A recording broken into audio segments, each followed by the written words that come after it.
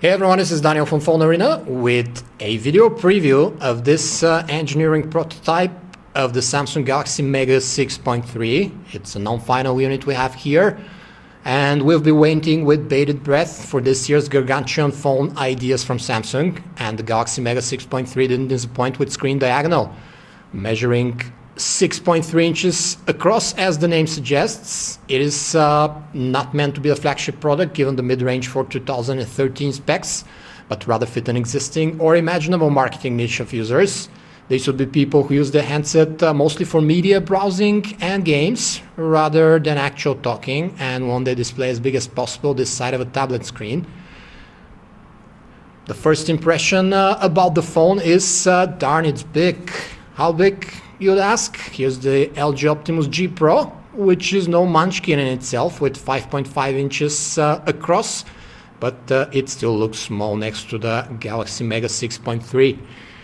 The second impression is that it is in fact very thin, just 8mm, with an extremely slim bezel, classy faux metal rim all around the sides, and a very nice looking pattern here on the back, which translates to the front as well, the same pattern. It is a very good looking phone. But despite the cool looks, it is almost impossible to operate the Mega 6.3 with one hand.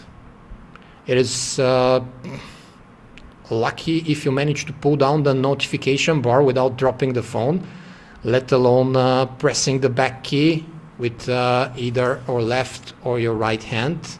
You just have to do a bunch of shenanigans to do this, so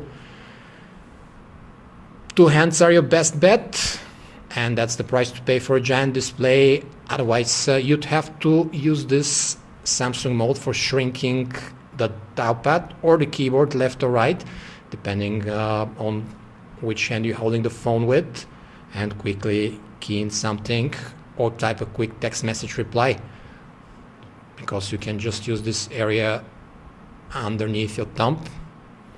It's pretty good here in the Galaxy Mega 6.3. You can quickly key in a number, but just no replacement for a good one-handed operation. As for carrying it around, you'd better have baggy pants with deep pockets and stretch fabric or sport a purse. It is not by accident that Samsung is heavily marketing the Note family to women, for example. The 6.3 inches LCD panel sports 720 by 1280 pixels HD resolution with a pretty decent 233 ppi pixel density. This is not a sassy Full HD panel, yet it is a far cry from the 480 by 800 pixels abomination on the 5-inch Galaxy Grand, for example. Color representation seems vivid, though not OLED style saturated, and the display has very good viewing angles, as you can see, but could use more brightness and less reflectivity outside under direct sunlight. The newest TouchWiz Nature UX 2.0, as found on the Galaxy S4, is what's painted over Android 4.2 here, but don't read too much into it, as this is still a non-final unit, a few steps away from polished software, so there'll be some glitches. And most of the hand gestures navigation present on the Galaxy S4, as well as the eye tracking technology, are present here as well. There's one-handed operation mode that shrinks the keypad and encode buttons, as well as calculator and the unlock pattern left or right, depending on which hand you're holding the phone with. But other than that, you're looking at the TouchWiz Nature UX 2.0. Samsung has thankfully provided the dedicated portrait mode for the interface, which helps when you turn the phone sideways like that. Pretty nifty.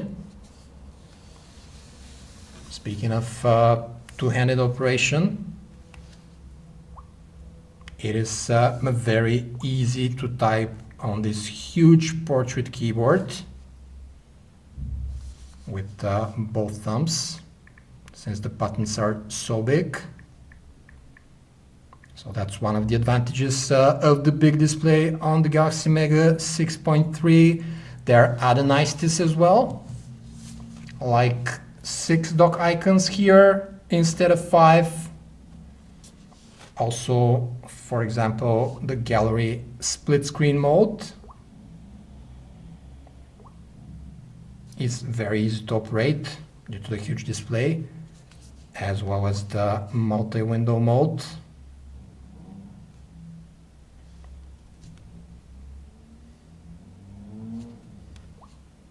Huge display, a lot of screen real estate to work with are the main advantages of the Mega 6.3 in the interface. One would argue that Samsung didn't include a stylus, as you can easily do it with your finger here on the large screen canvas, but it's more likely because the Note franchise shouldn't be undermined and the price of this Mega line had to be kept in check. We're gonna run Quadrant here, but again, don't read too much into it. This is still a prototype engineering unit, no final. So when the retail units hit shelves, result might be much higher. We have a 1.7 GHz dual-core Qualcomm Snapdragon 400 here running the Galaxy Mega 6.3, which we actually see for the first time, and paired with the unorthodox 1.5 gigabytes of RAM to boot.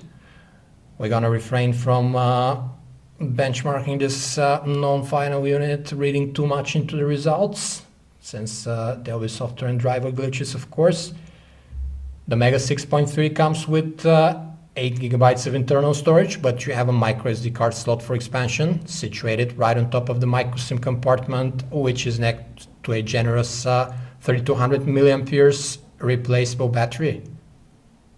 Let's see what will this prototype unit score on Quadrant with the comparatively novel Snapdragon 400 processor. Nothing to really write home about. 4198. Pretty run-of-the-mill result. The proven TouchWiz browser is what Samsung supplies with the handset, which has one of the fastest rendering engines around, plus native Adobe Flash support. Needless to say, browsing on the 6.3-inch display is a joy. Due to its sheer size, it's akin to browsing on one of the smaller tablets, no kidding. Samsung has put a 21.1 megabits per second HSP Plus radio and usual Wi-Fi, Bluetooth, assisted GPS, NFC and FM radio set. Well, it's not the usual Wi-Fi, as the Mega 6.3 supports the fast 5G one, as long as you have a Wi-Fi AC router, just like the Galaxy S4. And on the bottom, there's an MHL connector to round up the connectivity offerings.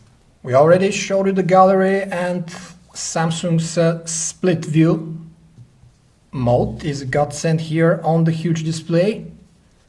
You can quickly pick and zoom folders, rearrange them any way you want, edit pictures as well with the built-in editor, trim videos, etc.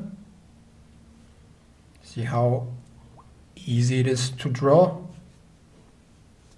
with such a huge display, and edit pictures. The music player sports the usual abundance of functionalities with a number of equalizer presets you can choose from, as you can see, and virtual surround sound modes.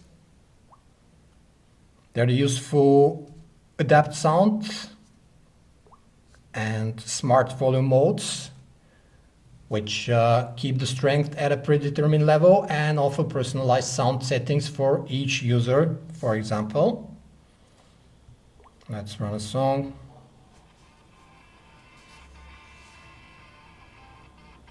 You've got a pretty strong loudspeaker.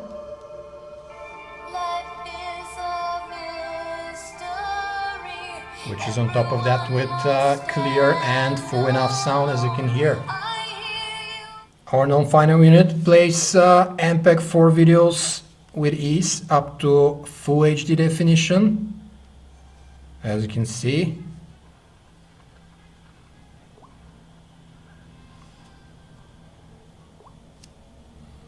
This is an MPEG 4 1920 by 1080 definition, and the handset plays it very well, unlike DivX XVD files, but this is a non-final unit with not all the drivers and full capabilities baked in, so don't read too much into that.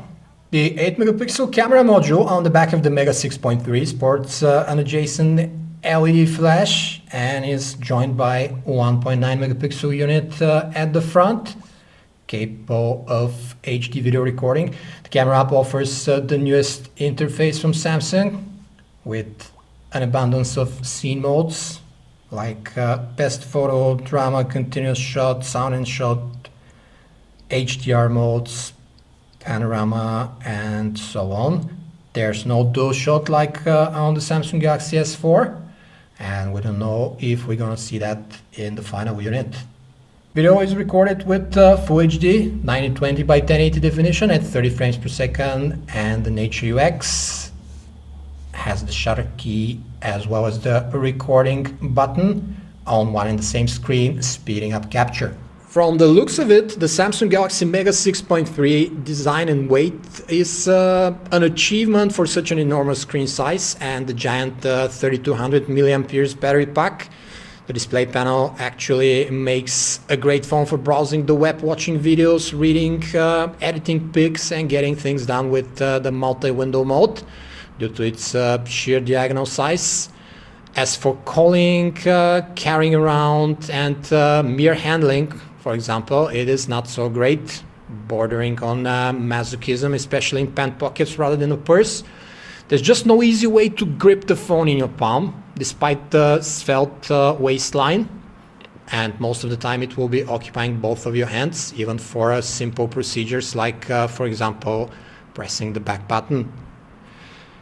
If you consider the phone to be more of a micro tablet with calling functions rather than a traditional phone, then you'll be spared a lot of the initial confusion that comes with the Mega 6.3.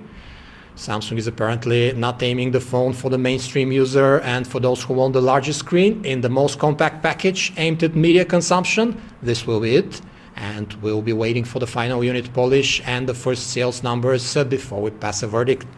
This was a video preview of a non-final Samsung Galaxy Mega 6.3 unit from Phone Arena. For more information about this and other handsets, you can visit us at phonearena.com. Thanks for watching.